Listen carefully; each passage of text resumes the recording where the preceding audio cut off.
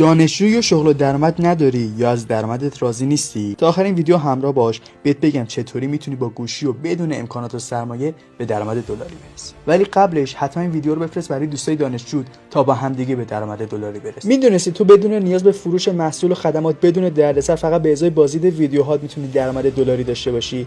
الان این نمونه ویدیویی که واسه اینجا گذاشتم ببین، همه ویدیوها مرتبط با دانشجو و مباحث دانشجویی هست. الان این کانال با یه ویدیوی 3 دقیقه‌ای طنز تونسته 61000 بازدید بگیره که یه چیز حدود 9 میلیون تومان از همین یه دونه ویدیوی 3 دقیقه‌ای درآمد داشته. یا مثلا این ویدیوی 20 دقیقه‌ای که در مورد حقایق رشته پزشکی هست 271000 بازدید تو یوتیوب داشته که یه چیزی حدود 54 میلیون تومان واسه این کانال درآمد داشته. یا مثلا این کانال که خودش هم دانشجو هستش و توی کانالش در مورد تجربیات درسیش و هر چیزی مربوط به درس و دانشگاه کنکور هستش میذاره، از یک ویدیوش مثلا 239000 بازدید گرفته که یه چیزی حدود 47 میلیون تومان درآمدش از یک ویدیوی 14 دقیقه‌ای بود. یا مثلا همین ویدیوی